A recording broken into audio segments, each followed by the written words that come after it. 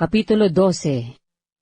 Sinabi nga ng Panginoon kay Abram, "Umalis ka sa iyong lupain at sa iyong mga kamag-anak at sa bahay ng iyong ama, na ikaw ay pasalupaing ituturo ko sa iyo. At gagawin kitang isang malaking bansa, at ikaw ay aking pagpapalain, at padadakilain ko ang iyong pangalan, at ikaw ay magiging isang kapalaran. At pagpapalain ko ang mga magpapala sa iyo, at susumpain ko ang mga susumpa sa iyo, at pagpapalain sa iyo ang lahat ng angkan sa lupa." Kaya't yumaon si Abram, ayon sa sinalita sa kanya ng Panginoon, at si Lot ay sumama sa kanya. At si Abram ay may 75 taon nang umalis sa Haran. Isinama ni Abram si Sarai na kanyang asawa, at si Lot na anak ng kanyang kapatid, at ang lahat ng pag-aaring kanilang natipon, at ang mga taong kanilang nakuha sa Haran, at nagsialis upang pasalupain ng Kanaan, at dumating sa lupain ng Kanaan. At naglakbay sa lupain si Abram hanggang sa dako ng Sikem, hanggang sa punong ensina ng More, at nooy nasa lupain yaon ang Kananeo. At napakita ang Panginoon kay Abram at nagsabi, "Sa iyong lahi ay ibibigay ko ang lupaing ito." At siya'y nagtayo roon ng isang dambana sa Panginoon na napakita sa kanya. At mula roon ay lumipat siya sa bundok na nasa silanganan ng Betel, at doon niya itinayo ang kanyang tolda na nasa kalunuran ang Betel, at nasa silanganan ang Hai. At siya'y nagtayo roon ng dambana sa Panginoon, at sinambitla ang pangalan ng Panginoon. At si Abram ay naglakbay na nagtuloy sa dakong timugan, at nagkagutom sa lupaing yaon. At bumaba si Abram na nasok sa Ehipto upang manirahan doon, sapagkat mahigpit ang kagutom sa lupain. At nangyari, nang siya'y malapit ng papasok sa Ehipto, ay sinabi niya kay Sarai na kanyang asawa, "Narito ngayon, talastas kong ikaw ay magandang babae sa tingin. At mangyayari na pag makikita ka ng mga Ehipsyo, ay kanilang sasabihin, ito'y kanyang asawa, at ako'y kanilang papatayin, datapwat kanilang ililigtas kang buhay. Isinasamo ko sa iyo, na sabihin mong ikaw ay aking kapatid, upang ako'y mapabuti dahil sa iyo, at upang ang kaluluwa ko'y mabuhay dahil sa iyo." At nangyari, nang pumasok si Abram sa Ehipto, nakita ng mga Ehipsyo na ang babae ay napakaganda. At nakita siya ng mga prinsipe ni Faraon, at kanilang pinuri siya kay Faraon, at dinala ang babae sa bahay ni Faraon. At pinagpakitaan nito ng magandang loob si Abram dahil sa kanya. At nagkaroon si Abram ng mga tupa, at ng mga baka, at ng mga asno, at ng mga aliping lalaki, at mga alilang babae, at ng mga asna, at ng mga kamelyo. At sinalot ng Panginoon si Faraon, at ang kanyang sambahayan, ng malaking pagsalot, dahil kay Sarai na asawa ni Abram. At tinawag ni Faraon si Abram at sinabi, "Ano itong ginawa mo sa akin? Bakit hindi mo ipinahayag sa akin na siya'y iyong asawa? Bakit sinabi mong siya'y aking kapatid? Na ano pat siya'y aking kinuha upang maging asawa? Ngayon nga'y nariyan ang iyong asawa, siya'y kunin mo at yumaon ka." At nagbilin si Faraon sa mga tao tungkol sa kanya, at siya'y kanilang inihatid sa daan, at ang kanyang asawa, at ang lahat ng kanyang pag-aari. Kapitulo 13. At umahon sa timugan si Abram mula sa Ehipto, siya at ang kanyang asawa, at ang lahat ng kanyang tinatangkilik, at si Lot na kanyang kasama. At si Abram ay totoong mayaman sa hayop, sa pilak at sa ginto. At nagpatuloy si Abram ng kanyang paglalakbay mula sa timugan hanggang sa Betel, hanggang sa dakong kinaroroonan noong una ng kanyang tolda, sa pagitan ng Betel at ng Hai. Sa dako ng dambana na kanyang ginawa roon ng una, at sinambitla doon ni Abram ang pangalan ng Panginoon. At si Lot man na kasama ni Abram ay may tupahan at bakahan at mga tolda, at sila'y hindi makayanan ng lupain, na sila'y manahan na magkasama, sapagkat napakarami ang kanilang pag-aari, na anupat hindi maaaring manirahang magkasama. At nagkaroon ng pagtatalo ang mga pastor ng hayop ni Abram, at ang mga pastor ng hayop ni Lot, at ang Kananeo, at ang Perezeo ay naninirahan noon sa lupain. At sinabi ni Abram kay Lot, "Ipinamamanhi ko sa iyong huwag magkaroon ng pagtatalo, ikaw at ako, at ang mga pastor mo, at mga pastor ko, sapagkat tayo'y magkapatid. Di ba ang buong lupain ay nasa harap mo? Humiwalay ka nga sa akin. Ipinamamanhi ko sa iyo, kung ikaw ay pasasakaliwa, ay pasasakanan ako, o kung ikaw ay pasasakanan, ay pasasakaliwa ako." At itiningin ni Lot ang kanyang mga mata, at natanaw niya ang buong kapatagan ng Hordan, na pawang patubigan na magaling sa magkabi-kabila kung pasasasawar. Bago giniba ng Panginoon ang Sodoma at Gomora, ay gaya ng halamanan ng Panginoon, gaya ng lupain ng Ehipto. Kaya't pinili ni Lot sa kanya ang buong kapatagan ng Hordan, at si Lot ay naglakbay sa silanganan, at sila'y kapwa naghiwalay.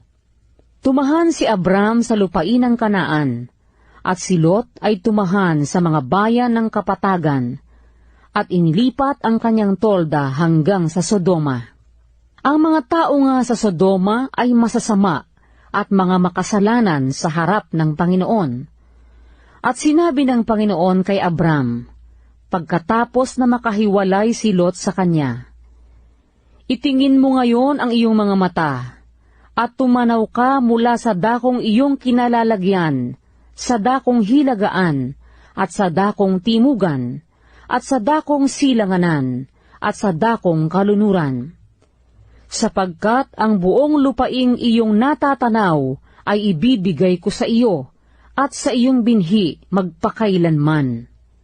At gagawin kong parang alabok ng lupa ang iyong binhi, na anupat kung mabibilang ng sinuman ang alabok ng lupa, ay mabibilang nga rin ang iyong binhi.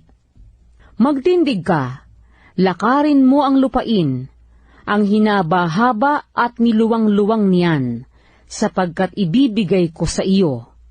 At binuhat ni Abram ang kanyang tolda, at yumaon, at tumahan sa mga punong ensina ni Mamre na nasa Hebron, at siya'y nagtayo roon ng dambana sa Panginoon. Magandang umaga sa ating lahat. Good morning, MHGCC. Okay, so let me start with a humorous story. Merong dalawang pare na gusto magbakasyon. So sabi nila, ay gusto ko talaga na hindi na tayo makilala na pare. Gusto ko bakasyon talaga na totally hindi nila alam na pare tayo. So we'll not wear something clergy na outfit na malaman kagad na pare tayo. So punta sila ng Hawaii, nagbakasyon sila doon. Tapos pagdating nila doon, pumunta sila sa isang shop na bilihan ng mga suot. Pumili talaga sila ng outrageous outfit talaga. Na hindi ka talaga mapagkakamalan na pare. So excited na sila mag-relax. So andun na sila sa beachfront, na lamig ng hangin, nakaupo na silang dalawa doon sa parang upuan pang beach. So kwento-kwento sila. Maya-maya, merong dumaan na blonde. Naka-string bikini lang, sobrang sexy. Tapos binati sila. Sabi niya, "Good morning, Father." "Good morning." Nagulat yung dalawa. Nag-greet na lang din sila. Sabi nila, "Good morning." Tapos dumiretso na yung naka-bikini. So nagtaka silang dalawa, ano nangyari paano? Meron bang mali sa suot natin? Nahalata pa rin tayo na pare. Baka masyadong religious topic natin. Ano muna, relax muna. Okay? So, kinabukasan, bumili pa sila ng mas outrageous pa na suot na hindi ka na talaga mahalata na pare. Okay? So, tambay na naman sila doon. Higa na naman sila. Tapos, may mga dumadaan. Tapos, dumaan na naman yun siya. Tapos, binati na naman sila. Good morning, Father. Nagtaka siya sa sobrang daming tao doon. Bakit sila nakikilala? Hindi nakatiis yung isa. Sinundan siya. Sabi niya, "Hello, miss. Yes, kami ay mga padre and proud kami doon. Pero paano mo nalaman ng mga pare kami? Hindi na nga kami nakasuot ng sutana or pang-clergy na suot. How did you know?" Sabi niya, "Don't you recognize me, Father? I am Sister Michelle of St. Dominic School." Si sister pala yun. Okay, so magkakilala nga sila, no? So, ang ano natin doon is, we cannot hide our identity. Sa kay Lord, hindi natin matatago sarili natin, no? And most of us have been living as secret agent Christians. We don't want to be known na mga Christians tayo. So we live undercover life, no? Secret lang na Christian. Sa simbahan lang nalalaman, ay, Christian ka pala. Doon lang nalalaman, no? Okay. So, ang topic po natin ngayon is about kay Abraham. So, who is Abraham and why is Abraham the father of faith? And bakit si Abraham? Kung last week po, no, ang topic natin is why David became the man after God's own heart, or ano yung pagiging man after God's own heart niya. Ngayon, si Abraham naman, how did he qualified himself to be chosen by God? In fact, pinili siya, no? Hindi ko nga alam kung na-qualify ba siya o qualify niya sarili niya o basta pinili siya ni Lord. Okay, so ito yung pag-aaralan natin ngayon is very important, ang buhay ni Abraham. Bakit po siya importante? Na mahanap po natin yung text natin, nasa Genesis 13, 1 to 18. Yan po yung kwento natin. Pero balikan muna natin, sino ba to si Abraham? Okay, bakit ba very important siya? Ang kwento po ni Abraham, nag-umpisa po siya sa Genesis 12. Okay? Si Abraham po ay nakatira sa Mesopotamia. And Mesopotamia is a moon worshipper. Okay, so this person is not a Jew. Okay? So, hindi siya Hudyo, wala pang Jew during that time. And so, he is a moon worshipper. Tinawag yung tatay niya, si Terah, sumama siya. Tapos, nung namatay si Terah, tinawag siya ulit, pinapunta sila sa Kinaan, doon daw sila titira. At ibibigay daw ni God, yung God na tumawag sa kanya, na yun daw yung promised land sa kanila. So, sumunod siya kasi God yun ng tatay niya, so sinunod niya rin. Okay? So, ang pangalan niya dyan, Abram. Hindi pa siya Abraham, okay? Wala pang H. Abram pa lang yung pangalan niya. Okay? So, bakit importante ang kwento ni Abraham? Kasi po, ang kwento ni Abraham na Genesis 12, yan po yung nag-connect sa prehistory na Genesis 1 to 11. Prehistory, ibig sabihin, hindi mahanap sa history po. Ibig sabihin, hindi siya historical. Okay? Prehistory, Genesis 1 to 11, the creation story, the flood, and the Tower of Babel, and the history. Okay, si Abraham po, yung parang focal point na nagtagpo ang eternity, ang timelessness into time. Si Abraham po yung nag-meet. Okay, kaya very important yung role ni Abraham. Kasi na-connect yung story sa Torah, Genesis, Exodus, Leviticus, Numbers, Deuteronomy, yan po yung Torah, 5 books of Moses. Isang book lang po yan. Hindi po yan binabasa na 5 books. It's 1 book in 5 parts. Kaya pag binasa mo yan, dapat isang basahan. Genesis hanggang Deuteronomy. Yan po yung pagkabasa niyan, Torah, the law. Okay, law. Torah means law.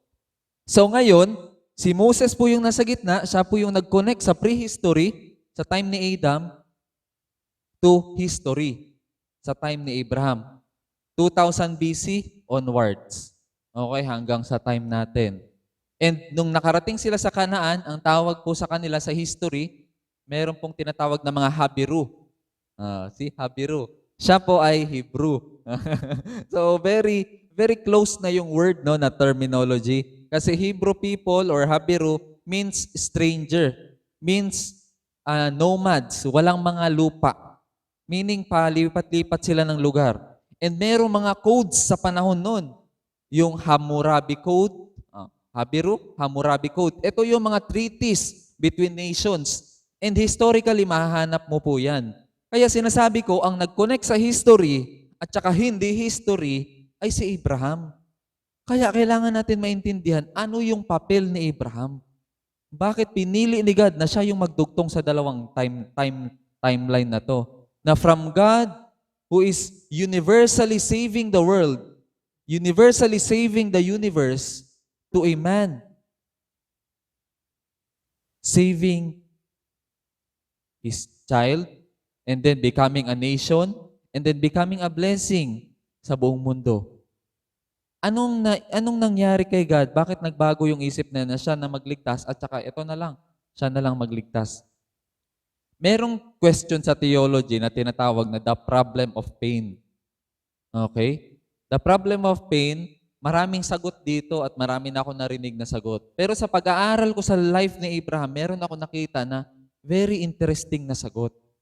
Okay? So, ito ang problem of pain. Ang question kasi ng mga atheists, di ba sabi nyo, God nyo is all-powerful. Di ba all-powerful God nyo? If God is all-powerful, why can't He remove the evil in this world? Why can't He remove the suffering? Why can't He remove the pain? Why can't He remove the wicked? Why can't He remove the scammers? Ay, alam mo, no, yung scamming sa buong mundo, no, grabe. Very systemic siya. Bakit hindi kayang tanggalin ni Lord yan? If your God is all-powerful, why can't He remove it?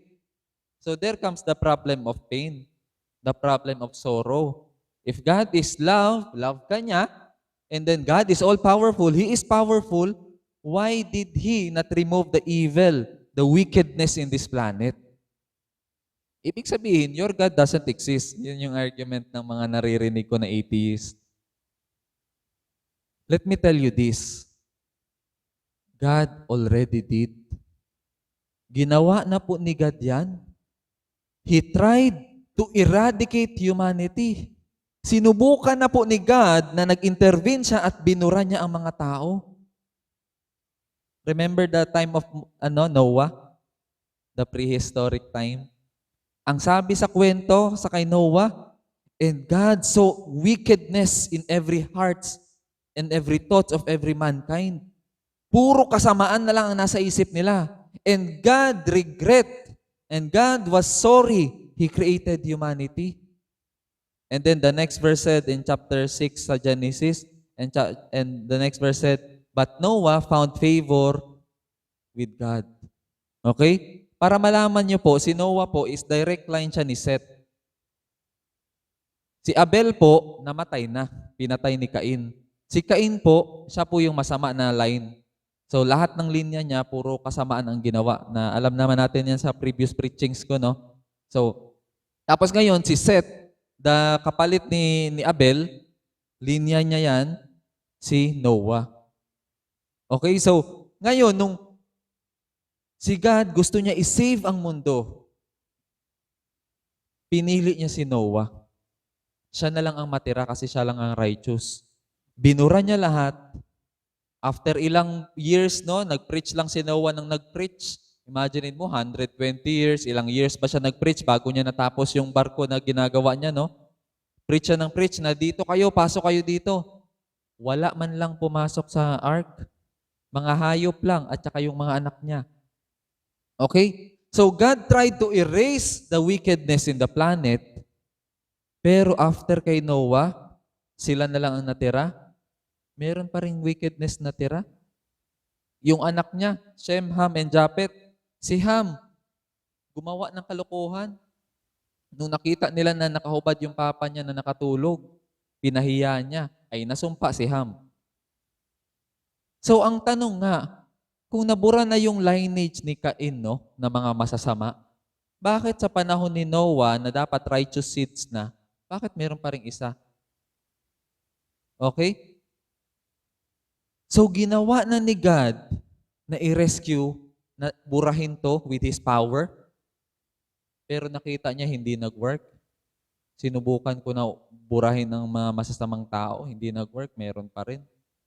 Kaya nag-promise siya sa rainbow na hindi ko na ulit gagawin yan. Hindi ko na papatayin sila gamit ang tubig. Or in a way, parang sinasabi niya na hindi na ako mag-ano sa kanila. So sabi ni God, hindi nag-work yung paraan ko. Let me try another way. So from being universal salvation, nag-umpisa muna siya sa tao, relational. Instead na God will save the saint and curse the wicked and punish the wicked, ang gusto gawin ni God, let the saints save the wicked. Ang saints na po ang magliligtas sa mga wicked. Yun na yung plano ni God. Kaya pumili siya ng isang tao. Ang trabaho ng taong to, hindi mag-preach. Nagawa na ni Noah, hindi nag-work. Sabi lang ni God kay Abraham, Abraham, maging tatay ka lang sa anak mo. Huwag mo lang siyang palakihin na fatherless. Maging maayos ka lang na tatay sa kanya. Tapos i-bless mo lang siya ng i-bless. Maging maayos ka na asawa kay Sarai. I-bless mo lang siya ng i-bless.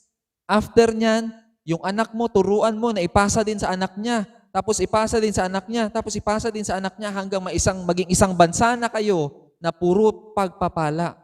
And kayo, magiging blessing na sa ibang bansa. Amen? You see, bumalik si God sa basic. The basic of society is the family. And nag-umpisa siya sa pinaka-basic, the father of the family. You see, if you want to change the society, change the father. Kasi ang tatay, di ba pag nadala mo yung tatay sa simbahan, lahat ng anak susunod. Pero pag ang nanay lang nagsisimba, yung tatay, hindi, pati yung mga anak, hindi rin niya susunod. Tama? Ganun kalakas ang impact ng tatay. Kaya pag ang tatay magkaproblema, lahat dysfunctional. Malaki yung epekto niya. Kaya ngayon si God, na una nag-intervene siya sa problem of pain na walang solusyon kasi gumawa na naman sila ng bagong problema, sabi ni God, sige, si Abraham na. Hindi external force yung magbabago sa tao. Internal force. Yung sa loob niya ang babaguhin muna at saka sa kakakalat yung pagbabago. Okay, so yun po yung ginawa ni Abraham. Yun po yung ginawa ni God at kaya pinili niya si Abraham. Kaya si Abraham po ang nag-connect sa timeless na Genesis 1 to 11 and historical time, Genesis 12 onwards. Okay, yan po yun. Ganyan po kaimportante yung role ng mga tatay. Okay, siya po yung pinili niya. To the point po na ang end po ng book ng Malakay, imagine niyo ano kayang topic niya. Ang start ng book ng historical story is ang tatay si Abraham. Kasi ang sabi sa kanya, I will make you a father as countless as the sun. Mas madami pa sa buhangin yung anak mo. Nag-umpisa sa tatay. Ang last verse po sa Malakay, buksan natin yung Bible natin. Tignan mo anong topic ang last na binungad ni Prophet Malakay sa mga Israelites. Ano ba yung pinag-uusapan? Bago the dreadful day of the Lord, pagbalik ni God. Ano yung ipapadala niya? Sino yung ipapadala niya? At ano yung mensahe ng propetang yun? Sige, puntahan natin. Para makita natin yung sincerity, yung bigat na nakapasan sa balikat ni Abraham, no? Ganto pala kalaki yung role niya. Siguro hindi niya alam, no? Pero ito pala yung tinitingnan ni God. Ganto pala kalaki yung role ni Abraham. Okay, tignan ko. Malakay 4. Ang last verse po niya is 6. So mag-umpisa tayo sa 5. Malakay 4, 5, and 6. So listen. See, I will send the prophet Elijah to you before that great and dreadful day of the Lord comes. Okay, papadala ko si Elijah. Bakit kaya si Elijah? Verse 6. He will turn the hearts of the parents to their children. Ito NIV 2011. So medyo gender sensitive na to. Pagka NIV po 1987, yung gender nun is hindi pa sensitive. Okay, so kung ano yung sabi sa Hebrew, yun lang talaga yung gagamitin niya. Pero dito, pag sinabing and all men, ang gagamitin na ng NIV na 2011 na is and all people. Okay, isasalin na nila yung babae. Ganun na yung translation ng 2011 na NIV. So ito, 2011, ang sabi, He will turn the hearts of the parents to their children. He will turn the hearts, ang original word, He will turn the hearts of the fathers to their children. And the hearts of the children to their parents or fathers. Or else I will come and strike the land with total destruction. Ano yung sabi bago siya babalik? Ipapadala ko si Elijah, magpipreach siya, i-restore niya ang father and son relationship. Father to their sons or daughters, and daughters and sons to their fathers. I-restore yung relationship na yan. Okay? And kung sisilip si God sa panahon natin, ano kayo makikita niya? Bago lang nag-trending sa tulpo, no? Yung lasing, binugbog niya yung tatay niya habang lasing siya. Alam mo yung tatay, gusto na ipatukhang ni tulpo, pero sabi ng tatay, wag sir, kawawa. Wag idol, kawawa naman yung anak ko. O, di ba? Tapos siya, binash na siya ng kung sino-sino. Ano yun? Ilonggo yun eh. Halata sa tono niya eh. Pero lasing lang talaga siya. So, meron mga ganong tao, no? Pero ang point ko is, makita mo yung relationship, makita mo yung friction ng relationship. Marami po ngayon fatherless generation. Marami po ngayon may tatay pero absentee father. Present siya pero absent siya. Marami po ngayon hindi alam paano maging tatay. Kasi hindi naman din tinuro ng tatay niya kung paano maging tatay. Kasi yung tatay niya hindi rin naman marunong paano maging tatay. So ibig sabihin, pasa-pasa lang yung pagiging tatay ng hindi marunong pagiging tatay. Kumbaga experimental lang, nag-i-experiment lang. Kung ano ginawa ng magulang ko, hindi ko gusto yung pagpapalaki ng magulang ko sa akin. So magpe-pendulum swing siya, pendulum swing, dito siya sa opposite extreme. Lahat ng ginawa na mali ng tatay sa tingin niya, yun yung gagawin niya. So both extreme siya. So kung dati yung magulang niya sobrang higpit, no? Ay grabe, halos hindi ka makalabas. So ikaw ngayon naging sobrang luwag. Kasi nagtanim ka ng galit, mali yung pamamalakad ng magulang ko. Kaya ako maging sobrang luwag sa anak ko. Anong nangyari? Ayun, isa-isa na buntis. So ngayon, isa-isa na buntis, yung anak na yon, alam mo anong gagawin nun? Sobrang luwag nila mama sa amin, nila papa. Ngayon, pag ako'y magkaanak, hihigpitan ko siya para hindi siya magaya sa akin. Nagpendulum swing na naman. Nakita nyo? Ang parenting po, wala po yan sa school eh. Hindi mo maaaral yan sa school. Hindi yan tinuturo sa high school, sa college. Walang course niyan. And so kung ano lang yung ginawa ng magulang mo, yan lang din yung ipapasa mo. Kung ano lang yung nakita mo, yan lang din yung gagawin mo. Okay? So, ang generation natin ngayon, maraming panganay. Isang tatay, maraming panganay. Kaya sobrang dysfunctional ng society natin, sobrang dysfunctional ng bansa, kasi yung pamilya dysfunctional. So makita mo gaano kabigat yung role ni Abraham, na pinasan kay Abraham yung role niya, na siya na yung mag-uumpisa. So ngayon, ititest ni God si Abraham kung papasa ba to, kung tama ba tong tao na pinili ko. Siyempre, para malaman ni God kung tama to siya, ititest niya. Okay, sino ba dito yung naalala nyo yung high school kayo? O, biglang pagpasok ni ma'am, no, okay, get one-fourth sheet of paper. Ma'am! Nasubukan mo yan, Han? Lahat nagrereklamo, no? Ma'am, wala namang review, ma'am. Basta yung mga matatalino, no? Kuha ka agad ng mga notebook. Bibilisan ng basa yung notebook nila. Yung mga sobrang mas matalino pa, advance. Sabi nga ng kaklase ko palagi, walang matalino. Advance lang sila. So yung mga advance, no, gabi pa lang, binasa lahat ng notes sa notebook. So nang nagsabi si ma'am na merong, ang tawag dyan, ha? Secret ba? Special, ano ba yung tawag? Secret, surprise. Surprise quiz, surprise. Pag may surprise quiz, ano mangyayari? Hindi, ang sasabihin, pahingi ng 1/4. Kahit nga sa 1/4, na-surprise din. Walang 1/4.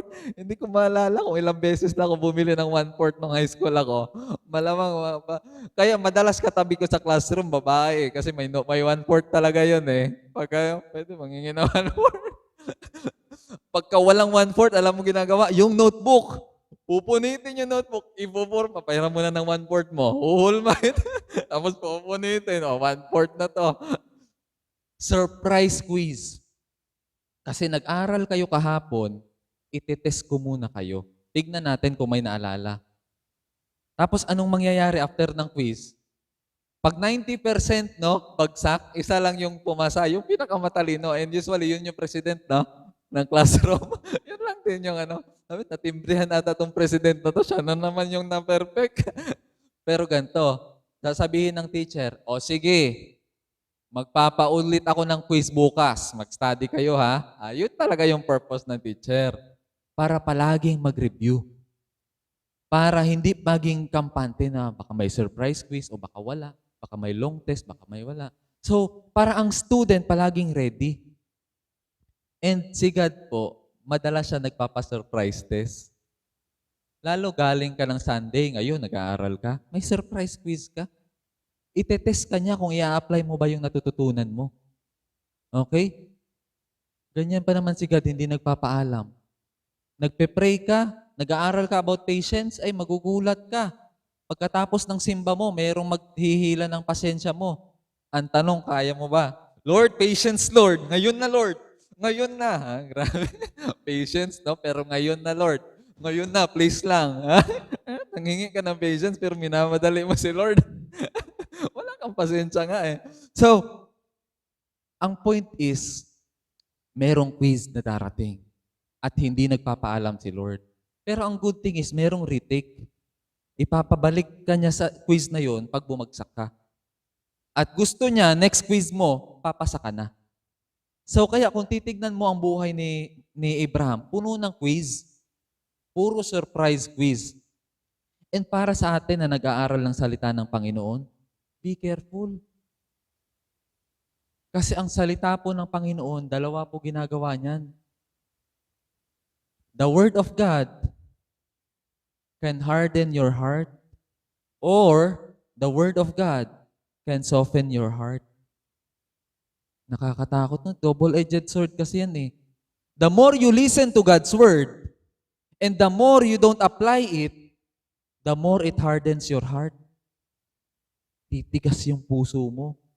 Kaya no wonder marami kayong kilala na Christians na hindi na naisa sa buhay yung gospel. Kasi po, sobrang daming napakinggan. Kung kani-kanino nakikinig. Sobrang daming feeding sa Bible. Pero pag tinignan mo ang buhay, mai-stumble ka. Bakit? Kasi ang Word of God, naggawa yung purpose niya. It will harden your heart when you don't apply it. Kaya matakot ka kung palagi ka nagbabasa ng Bible or palagi ka nakikinig ng sermon. Tapos sobrang bagal mo mag-apply. Kasi the more mo natututunan itong mga bagay na to, the more required ka na i-apply yan. Para lumambot yung puso mo. The more you apply God's Word, the more you soften your heart and magiging good soil siya. Natataniman pa ni Lord na maraming Word of God. Okay? Kaya kung masamang tao na tayo bago tayo pumasok sa simbahan, tapos nakapakinig ka ng message ng pastor or pare, paglabas mo, pag hindi mo in-apply yun, mas sasama ka pa. Imaginein mo yun, masama ka na bago ka pumasok, paglabas mo, mas sumama ka pa kasi mas nadagdagan yung alam mo at mas nadagdagan yung hindi mo ina-apply. Nakakatakot yun. That is very scary. Okay? Kaya ang sabi ni James, si James talaga, sobrang solid sa Word of God yan. Kapatid ni Jesus yan eh. Sabi niya, the Word of God is like a mirror. And sa time po nila, wala pong mirror na glass sa panahon natin na may glass na. Wala pa po. Alam mo yung mirror nila? Polish na ano? Polish na bronze or polish na tiles, marble. Pinapakintab lang ng sobra. Alam mo yung ano, parang iron ba yan? Or ano ba yan? Bakal ba yan? Or bronze. Ipapolish siya na maigi, tapos pag nanalamin sila, tititigan nila ng maigi yung mukha nila. Kasi hindi ka gaya sa reflection ngayon. Nakitang-kita mo yung mukha mo. Doon talaga, titignan mo ng maigi. At tapos sasabihin mo sa sarili mo, ay, may dumi ako. Ay, may dumi ako. Tapos alis ka na. Kaya sabi ni James, it is foolish for a man to look at the mirror and sees the problem in his face and live without fixing what is wrong with his face. Okay? So yan po yung Word of God. At sobrang nakakatakot yan. Okay? So ngayon, balikan natin si Abraham. Andito na, papasok na yung test sa kanya. Papasok na ang gagawin niya kung papasa ba ito o hindi. Pero alam niya anong nangyari, no? Sa Genesis 12 pa lang, ha? Genesis 12 pa lang. Okay, ang unang test ko kay Abraham. At tignan ko yung loyalty niya sa wife niya.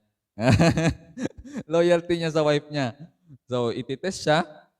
Pagdating nila sa promised land, famine. Sabi, Lord, ito yung promised land mo? Tagtuyot? Napakamot ulo si Abraham. Baba na lang tayo sa Egypt. So, bumaba siya ng Egypt. At ito sabi niya sa asawa niya, ang plan A natin, we trust God to protect us. Plan A yan. Ang plan B natin, magtiwala ka sa plano ko. I will protect you and me. Sabi niya gano'n. Sabi niya, pag tinanong ng Pharaoh kung magkaano-ano tayo, sabihin mo lang na magkapatid tayo. Ayan, sister. Sabihin mo na brother mo lang ako. Maganda. Sobrang ganda daw ni Sarah, na Saray, nga sabi ni Abraham, naku, mai-inlove sa'yo yung mga tao. Sabihin mo na lang para maging safe yung buhay natin, no? Pagdating natin, sabi mo, kapatid lang. Anong nangyari? So, kinuha na ni Pharaoh, kasi pinag-usap-usapan na sa Egypt na ang ganda ng foreigner. Di ba tayo, no? Basta foreigner, interested tayo kaagad, no? Pagka blondie, ay, gusto na kaagad. Or pagka maputi, gusto na kaagad. Or something basta foreigner, unique, exotic beauty. Eh, syempre, dalawang foreigner, pumunta. First time nila makakita ng ibang ano. So, balita-balita sa mga high officials, binalita sa Pharaoh, si Pharaoh kinuha kaagad kasi sabi, kapatid eh. Sa kultura po nila sa panahon na yon, uso po talaga na ampunin yung asawa. Imagine mo, pwede mong, you can adopt your wife para maging sister mo, and ito is magpapa-elevate pa sa position mo at mas lalakas pa yung kapangyarihan mo. So, politically speaking, sa panahon nila, tama naman yun. It's tama yun siya na magkapatid sila kasi baka inadapt niya naman talaga si Saray. Okay? Para mas mag-ano pa yung power nila. Pero this time, wife niya yun eh. Doon manggagaling yung promise ni God. Imagine mo, promise ni God, magkakaanak ka ng madami, hindi mo po protektahan yung asawa mo. Bahala ka dyan, Lord. Basta ako, isi-save ko sarili ko. Kapatid ko lang yan. So, nung dinala na kay Pharaoh's house, anong nangyari? Pagdating doon, gagalawin na sana ni Pharaoh, ay tinamaan ng plague ang bahay ni Pharaoh. Nakarating ang maraming sumpa. So, nung tinamaan ng plague, ay galit na galit si Pharaoh. At tinatawag si Abraham, bakit hindi mo sinabi na asawa mo to?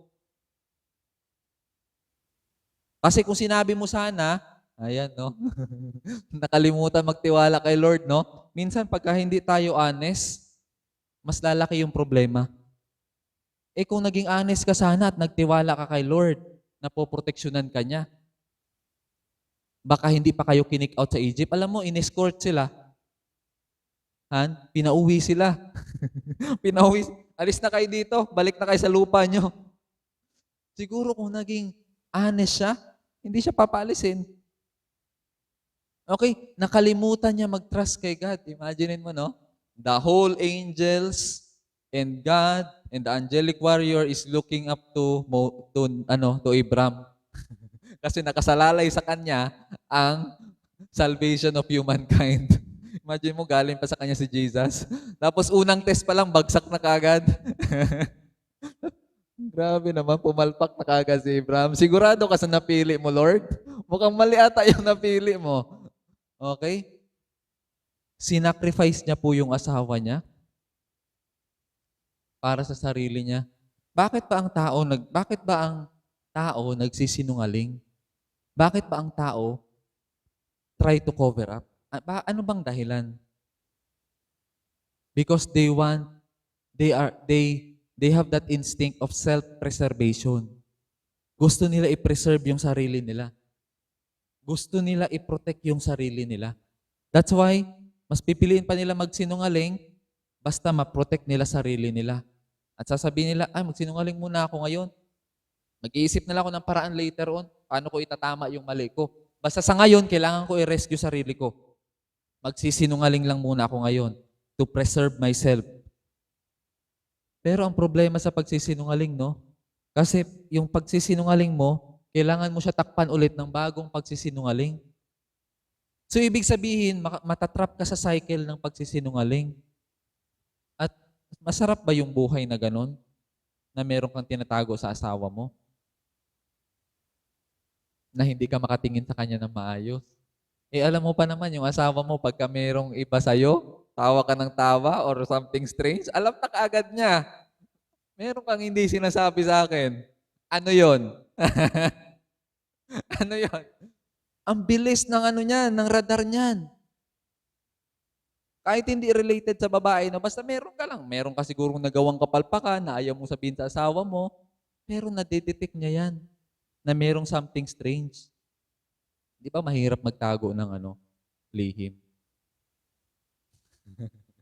Mahirap Okay, so, si Abraham po, sinacrifice niya yung wife niya para ma-protect niya sarili niya.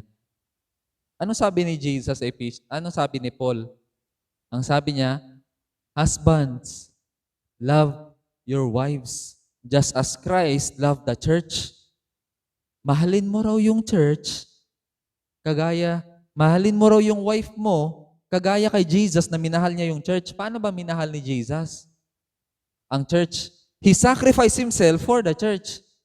Ibig sabihin pala, if husbands love your wives, ibig sabihin, you sacrifice yourself for your wife. Kaya believe ako sa mga tatay din natin na willing malayo sa pamilya para magtrabaho, para makapag-provide. Basta araw-araw lang mag-video call. Tinitiis nila yung panguulila nila sa pamilya nila. Yan yung tinatawag na sacrifice. And I salute the fathers for doing it. Yung sacrifice na yun. Pero meron ding other side of coin, no? Na ang sabi ni Paul, sacrifice for your wife. Hindi your wife sacrifice. Yung wife sinasacrifice, no? Ngayon ang nangyayari, yung wife ang sinasacrifice eh. Hindi na yung lalaki nagsasacrifice, yung wife na yung nagsasacrifice. Pag maghahanap buhay at gigisingin ng maaga, ano mangyayari? Ay, mag-aaway pa. Magagalit pa yung lalaki pag ginising ng maaga.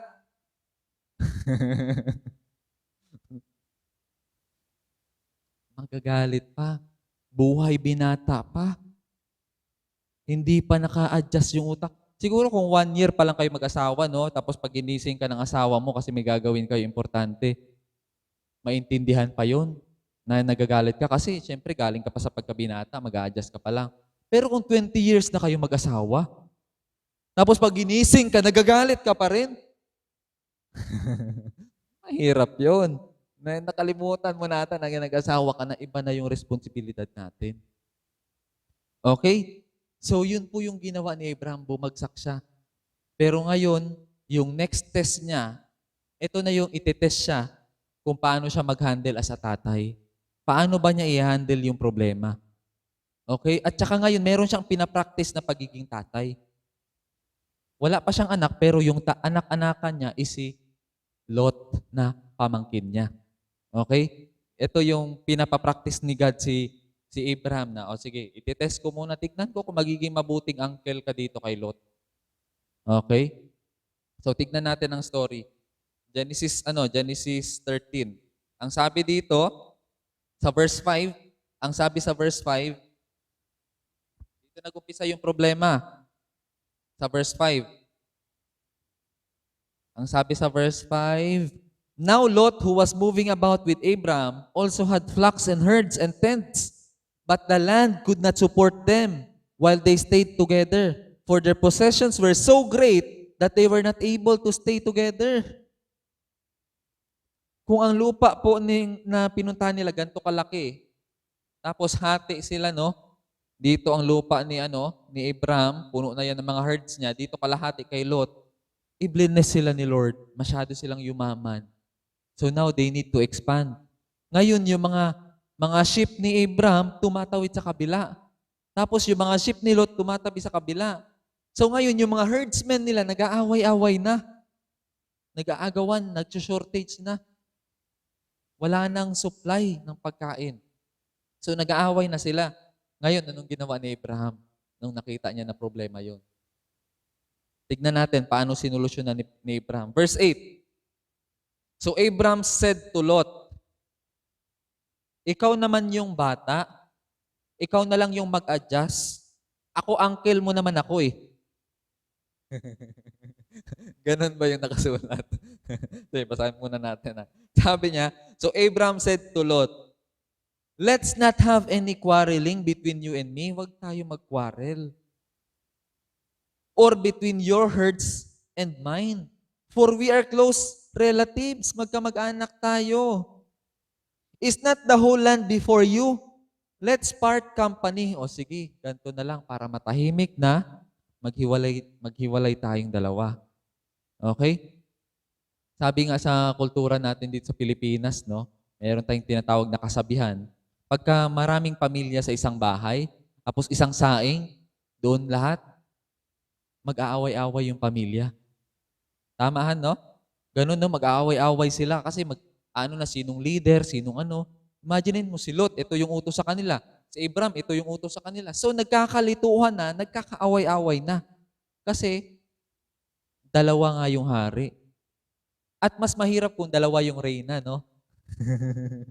meron kaming isang member na proud din ako sa desisyon niya, na pinanindigan niya.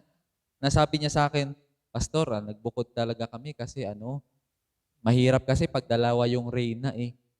Grabe yung term niya, no? Very poetic to si Very poetic to si, wag ko na sabihin yung pangalan, para secret na lang sa iba, no? Pero sabi niya, mahirap kasi dalawang reyna kasi nasa bahay siya ng mama niya. So, pinili niya na tapos isa na lang yung reyna, yung asawa niya. Ayun. Hindi ko alam kung ano nangyari. Pero, mahirap, magkagulo-gulo talaga. Okay? And sa Amerika po, ang sa survey doon, first 3 years, ang dahilan ng divorce is about pera. Dito sa Philippines, ang number 1 talaga na cause ng hiwalayan, una pera din. Alam niyo anong pangalawa? In-laws. Ayan. Pagka maraming leader, no, maraming nagde-decide, maraming so mahirapan talaga kayo, magkakagulo talaga kayo. Okay? So, very real, no? Maraming kina-counsel yung counselor namin, nakwento niya sa amin na karamihan ng kina-counsel niya na ang iba naghihiwalay pa dahil lang sa in-laws. Very crucial siya na, and we need to think about it, no? Okay, so let's continue. So ngayon si Lot, ang sabi ni Abraham sa kanya, let's not have any quarrel. Is not the whole land before you? Sige, maghiwalay na muna tayo. Let's part company. If you go to the left, I'll go to the right. If you go to the right, I'll go to the left. Wow. Sino pinapili ni Abraham? Si Abraham ba pumili? O wait lang. Pipili muna ako saan ang pinakamagandang lupa dito. Nakita niya Sodom and Gomorrah, malapit sa Jordan River. Pag malapit sa river yan, mayaman yan na lugar. Kasi madali ang irrigation. Wala pang mga irrigation system dati eh. Kaya nga si Abraham bumaba sa Egypt. Kasi merong Nile River doon. Pinakamahabang river sa buong mundo. Pinakamalaki. Okay? Nile River. And most of the great cities po sa planet Earth, katabi niya river. China, merong river yan. Amerika, malalaking river yan. Egypt, may river yan. Manila, Pasig River yan. Pasig River, no? Ano pa bang river natin dito, Han? Manila Bay. Dagat na naman na yun. Hindi na. Kasi nga, buhay na tubig yan, naiinom. Kaya nandyan yung civilization. Usually nandyan. Pero alam niyo anong ginawa ni Abraham? Hindi siya yung pumili. Hindi niya inapi yung pamangkin niya. Hindi niya inapi yung pamangkin niya. Take note of that word. Pinapili niya, sige, you choose. If you go to the left, I'll go to the right. If you go to the right, I'll go to the left. Nakita ni Lot na ang ganda ng nasa sa baba. Kasi may river, green, tapos malapit sa city. Pag bibili ka, madali lang, accessible. Accessible yung life. Kumbaga, kung trading, magte-trade ka ng mga gamit, magbabarter ka, madali lang. Ako, may pera, sabi ni Lot, pwede ako doon. Kaya ko mabuhay sa city. And so si Abraham dito nakatira sa mga mabato-bato, sa lugar na hindi ganun ka-fertile at malayo sa river. Na to the point po, na si Jacob, kailangan pa magdig ng well. Imagine mo, nasa tuktok ka ng bundok. Naghukay pa po siya ng well para magkatubig lang. Tinawanan nga si Jacob nung panahon na yun Ba't ka nagdidig ng well dito? Tuktok to ng bundok, walang well dito, walang tubig sa ilalim, pato yung dulo niyan. Pero sabi niya, inutusan ako ni God, maghukay dito, ayun, may tubig. Yan yung pinangahawakan ng mga Samaritans ngayon. Yung Jacob's well. Hanggang ngayon, ginagamit pa ng mga Samaritans. So kung hindi historical to ng mga tao, bakit nag-i-exist pa yun? Okay? So, that is a very historical record. So, balikan natin. Si Abraham po, hindi po siya ng api. And pumasa siya dito, no? Pumasa siya sa test niya sa pagiging tatay. Naging tatay siya sa pamangkin niya. And dahil sa ginawa niyang yun, alam niyo ilang beses pa niya ni-rescue si Lot. Dahil napunta siya doon sa Sodom and Gomorrah, nung nag-away-away yung mga hari at na-capture yung Sodom and Gomorrah, nasama si Lot. Alam mo, si Abraham nananahimik doon sa bundok nung binalitaan siya na nakuha yung pamangkin niya. Ay, lahat ng tribal leader sa paligid, kinuntsaban niya. Sabi niya, tara, kunin natin yung pamangkin ko, kawawa naman yun. Ni-rescue niya sa gabi at nakuha niya. Pinanindigan ni Abraham yung pagiging tatay niya kay Lot. Walang sama ng loob si Abraham kay Lot. Okay? At hindi niya rin inapi si Lot. Tanong ko sa atin, ilang pamangkin na ba ang inapi mo?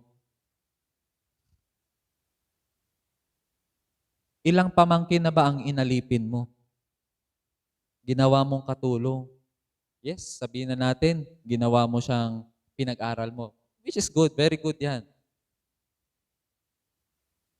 Pero yung oppression, yung mga anak mo, hindi siya tinitreat na pinsan, tinitreat lang siya na alipin, masakit yan para sa kanya. You see, pagka meron kang kapangyarihan, meron tayong tendency na ganun ang gawin. Kaya madalas babawiin ni Lord yung power kasi hindi pa ready yung karakter. Pero si Abraham, binigyan siya ng power kasi alam ni Abraham paano gamitin yung power na yun is gagamitin para mag-serve sa mga weaker people. You see, your strength po, your power should be used to help the weaker being, mga weak people. Tutulungan mo sila. Alam mo anong sabi ni Jesus sa John 13?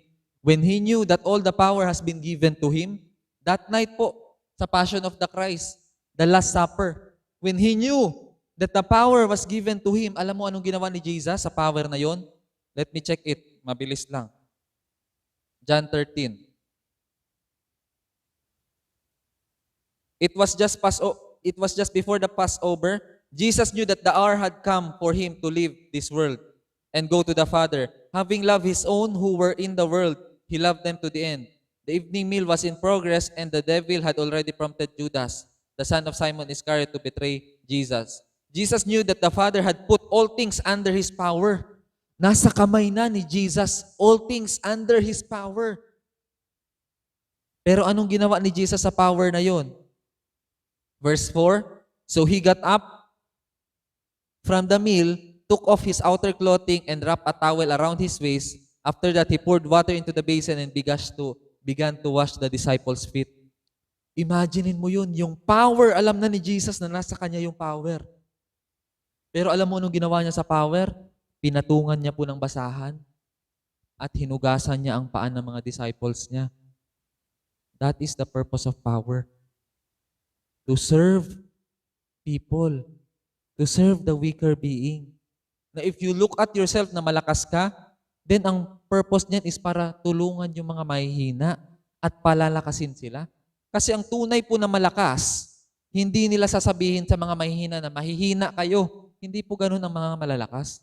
Ang tunay na malakas, isasabihan niya yung mahina na ikaw rin, kaya mo maging malakas. I-empower niya. I-share niya yung power na yun sa kanila. And yun yung ginawa ni Abraham kay Lot.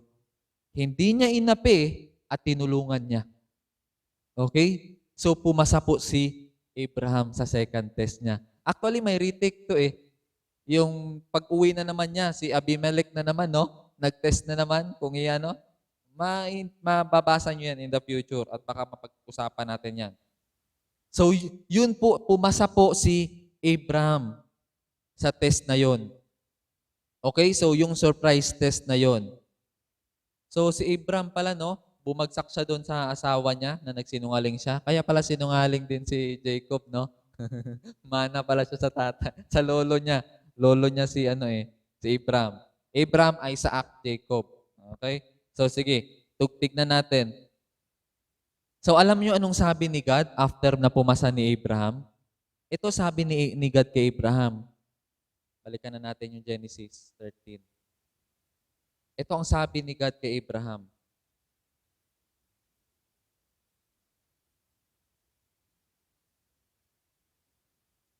Verse 12. Abraham lived in the land of Canaan, while Lot lived among the cities of the plain and pitches tent in the tent near Sodom. Now, people of Sodom were wicked. Okay, verse 14. Ito sabi, imaginein mo sa sobrang tuwa ni God kay Abraham, kinausap siya ulit. Alam niyo, silent si God dito ha, sa first verses. Walang mention of God dito. More on instinct to. Ibig sabihin, si Abraham po, ginamit niya yung ginamit niya yung personal choice niya. Ito yung, si Abraham po ang nag-reconcile sa sovereignty of God and human choice.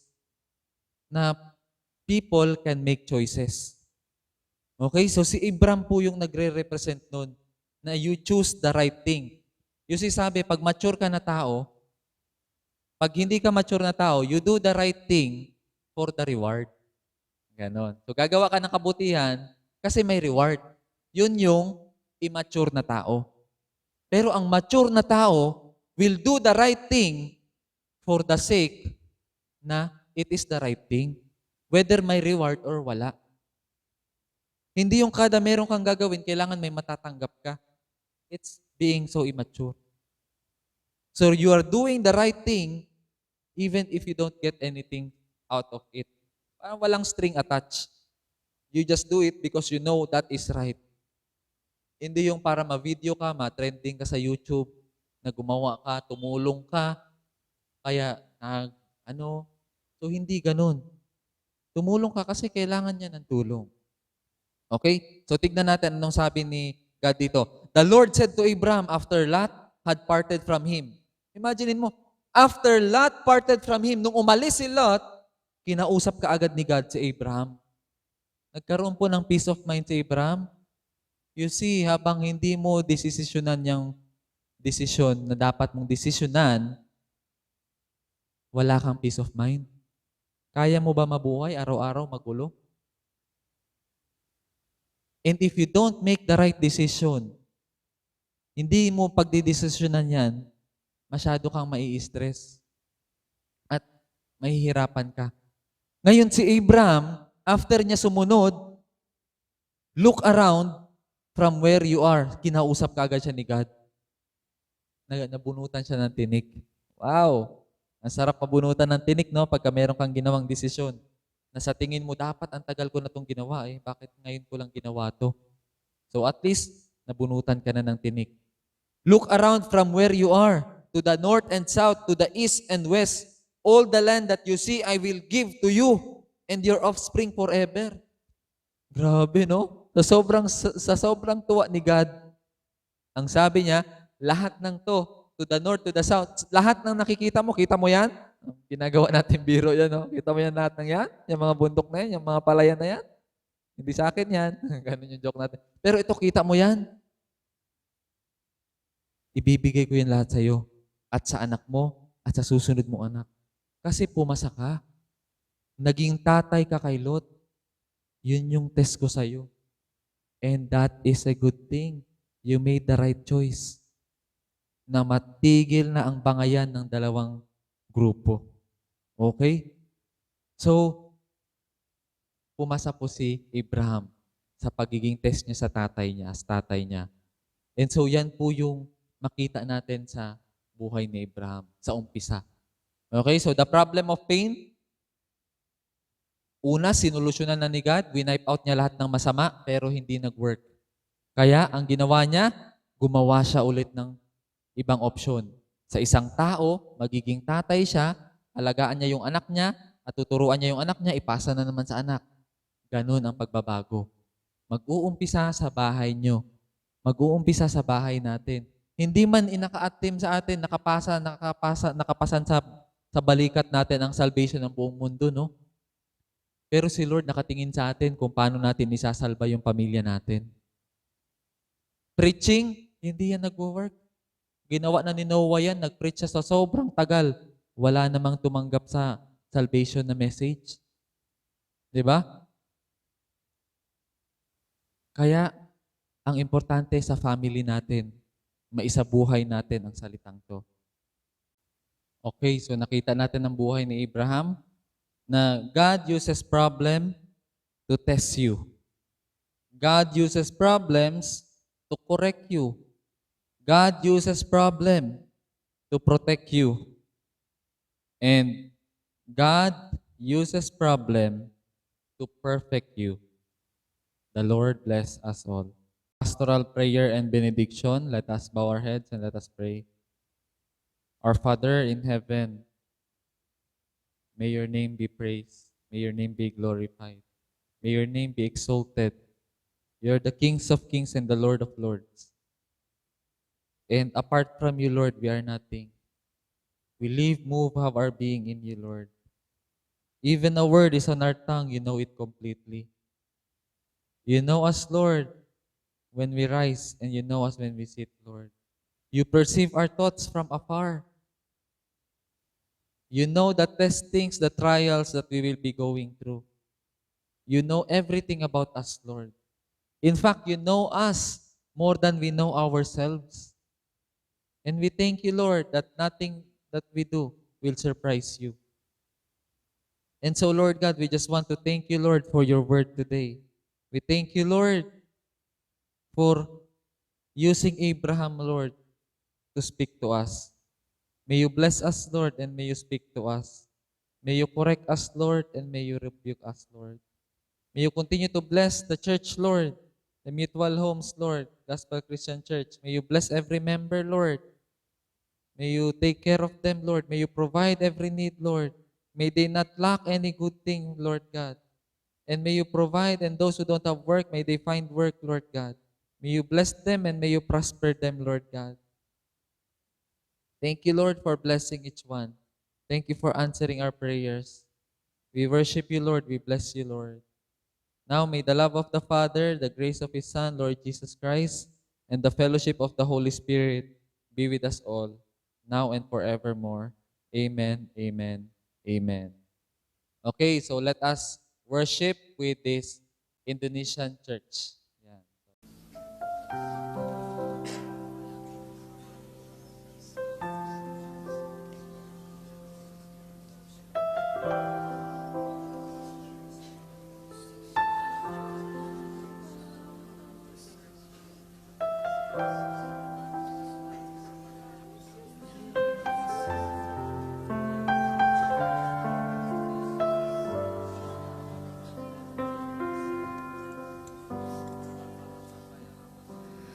When I look into your holiness,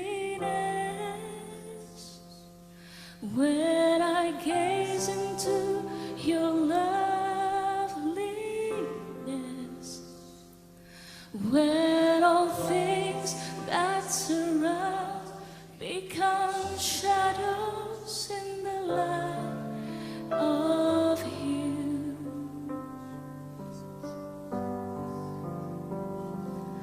When I found the joy of reaching your heart, when my will becomes enthroned in your love, when all things that surround become shadows in the light of you. But everybody sing, I worship you.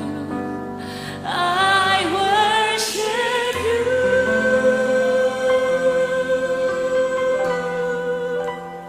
I worship you.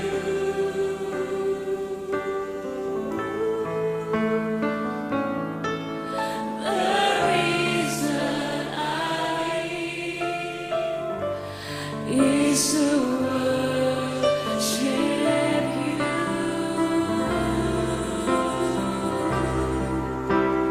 I worship you.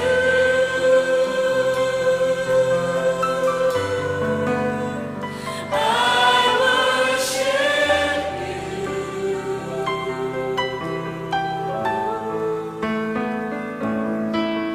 The reason I live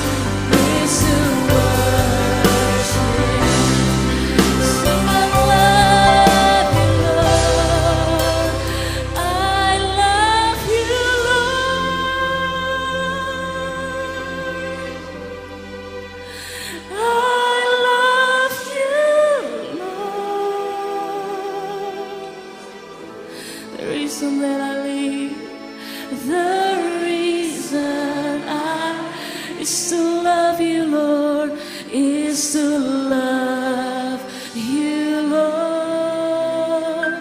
Sing, I love you, Lord. I love you, Lord. I love you.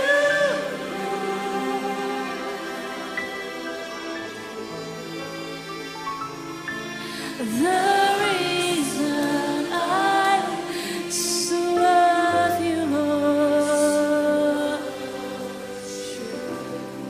Sing, I love you, Lord. I love you, Lord. I love you, Lord. I love you.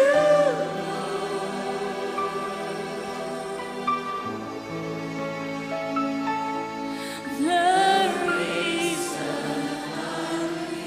is to love you, Lord.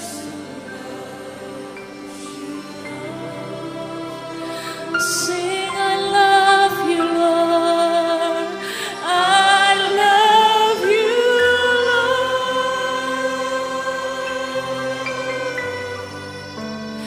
I love you,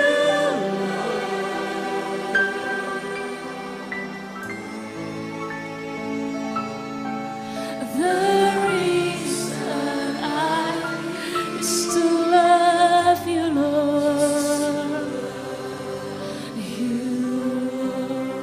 sing, I love you, I love you, Lord. I love you, Lord.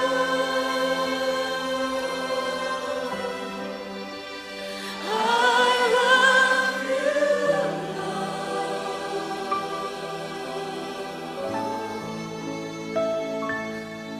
the reason is to love you, Lord. I love you, Lord. I love you, Lord. I love you,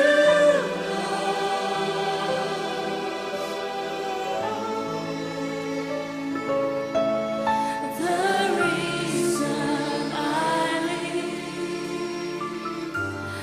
is to love you, Lord. Hanya jemaat Tuhan saja katakan, I love you, Lord. I love you,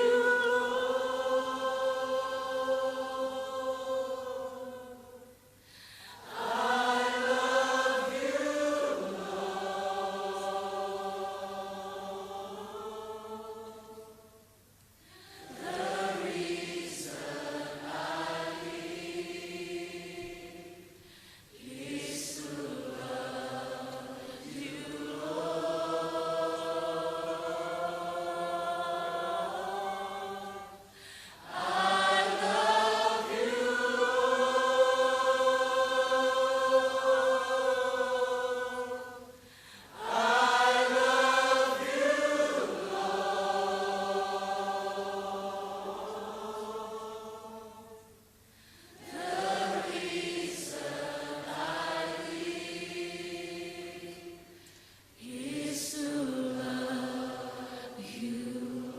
Sing, the reason that I live, the reason I live is to love you. Sing, the reason that I live, the reason I live is to love you, Lord. Let us worship Him.